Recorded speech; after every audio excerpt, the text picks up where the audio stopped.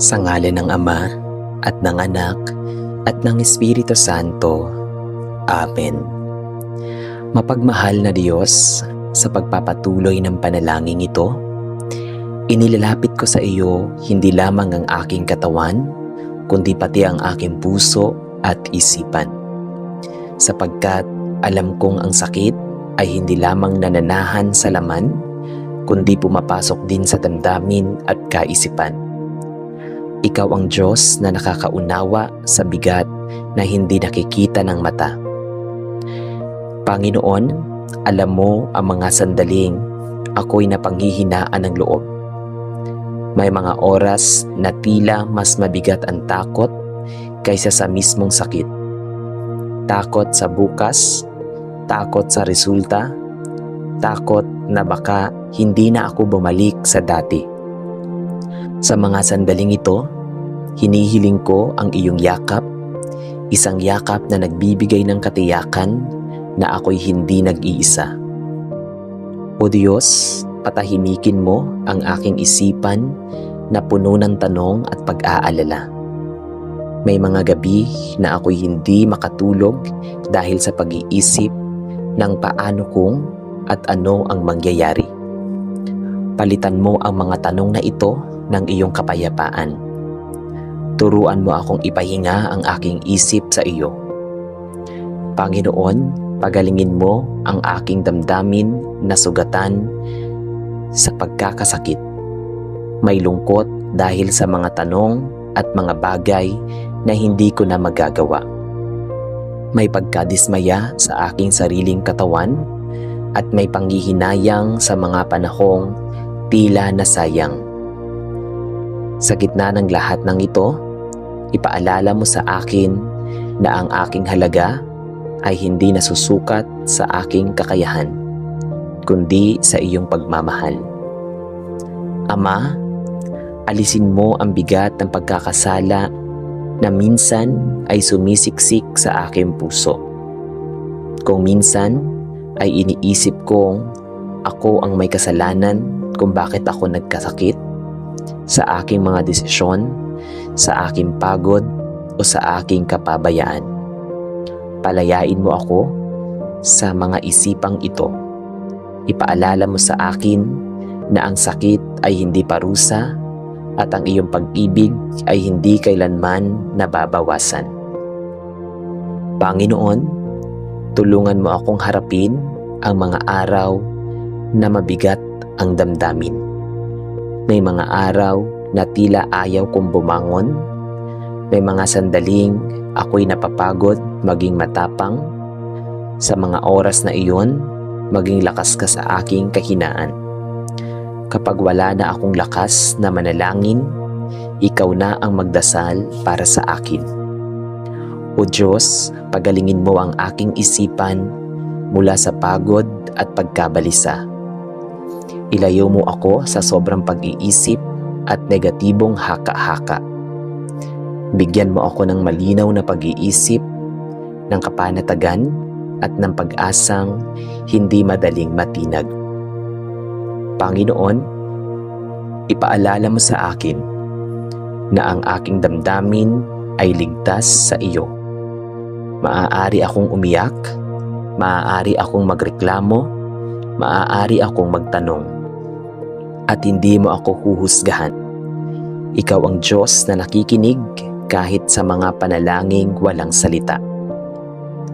Ama, turuan mo akong makita ng liwanag kahit sa gitna ng karamdaman. May mga aral na hindi ko matututunan kung hindi ako titigil. May mga bagay na mas mauunawaan ko sa katahimikan.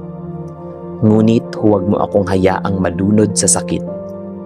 Akayin mo ako sa pag-asa, Panginoon. Palitan mo ang aking takot ng tapang, ang aking lungkot ng pag-asa, at ang aking pagod ng panibagong lakas. Hayaang ang aking isipan ay mapuno ng iyong katotohanan, na ikaw ay kasama ko, na ikaw ay gumagawa, at na ikaw ay hindi kailanman huli. Sa bahaging ito ng aking panalangin, Pinipili kong ipahinga ang aking isip sa iyo. Hindi ko alam ang lahat ng mangyayari, ngunit alam kong hawak mo ang aking buhay. At sa kaalamang ito, unti-unti akong humihinga ng mas maluwag. Sa iyo ko iniaalay ang aking damdamin, sa iyo ko iniaalay ang aking isipan, sa iyo ko iniaalay ang aking pag-asa. Amen. Mapaghimala at makapangyarihang Diyos, sa bahaging ito ng aking panalangin, inilalapit ko sa iyo ang aking pananampalataya. Isang pananampalatayang minsan ay mahina, minsan ay nanginginig, ngunit pinipiling kumapit sa iyo. Alam mong sa gitna ng karamdaman, hindi laging madali ang maniwala. Ngunit ikaw ang Diyos na nagpapalakas kahit sa pinaka-kaunting pananampalataya. Panginoon, kung minsan ay nahihirapan akong umasa. May mga sandaling nagtatanong ako kung kailan matatapos ang sakit na ito. Kung makakabalik pa ba ako sa dati? Kung mararanasan ko ba ang ganap na kagalingan? Sa gitna ng mga tanong na ito, tinatawag kita bilang aking pag-asa. Ikaw ang Diyos na gumagawa kahit hindi ko nauunawaan ang lahat. Ama, pinaniniwalaan ko na ikaw ay Diyos ng himala. Hindi lamang sa mga kwento ng Biblia, kundi sa tunay na buhay. Ikaw ang nagpapagaling sa may sakit, nagbibigay lakas sa mahihina, at bumubuhay ng mga pusong wasak. Kung kalooban mo, hinihiling ko ang himala ng kagalingan. Isang himalang magpapatunay na ikaw ay buhay at kumikilos.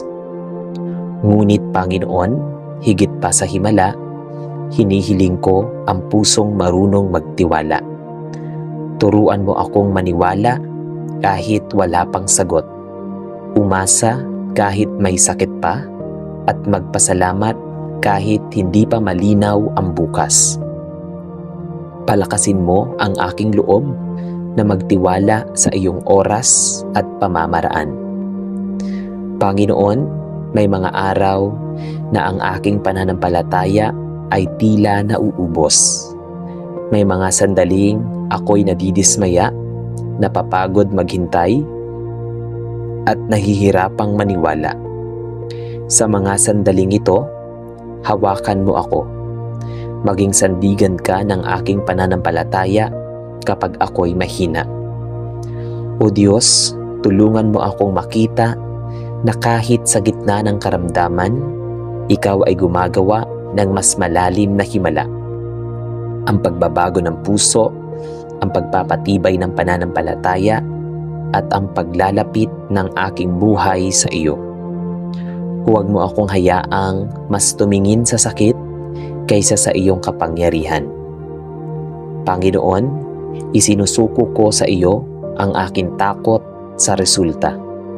Kung ano man ang mangyari, tulungan mo akong manatiling matatag. Ipaalala mo sa akin na ang aking buhay ay nasa iyong mga kamay, at ang iyong kamay ay mapagmahal, tapat, at hindi kailanman nagkakamali. Ama, kung darating ang kagalingan agad, ako'y magpapasalamat. Kung darating ito sa proseso, tulungan mo akong magtiyaga. At kung darating ito sa paraang hindi ko inaasahan, turuan mo akong magtiwala, sapagkat alam kong sa lahat ng bagay, ikaw ay mabuti. Panginoon, alisin mo ang alinlangan sa aking puso. Palitan mo ito ng matibay na paniniwala na ikaw ay kasama ko sa bawat hakbang, sa bawat gamutan, sa bawat pagsusuri, sa bawat araw ng paghihintay. Hayaang ang aking pananampalataya ay maging ilaw sa mga sandaling madilim. O Diyos, itanim mo sa aking puso ang katiyakan na hindi nasasayang ang aking pagtitiwala sa iyo. Kahit hindi ko pa nakikita ang sagot, pinipili kong maniwala na ikaw ay gumagawa. Kahit may sakit pa ang aking katawan, pinipili kong purihin ka. Sa bahaging ito ng aking panalangin, buong puso kong sinasabi, ikaw ang aking Diyos, ikaw ang aking pag-asa, ikaw ang aking kagalingan.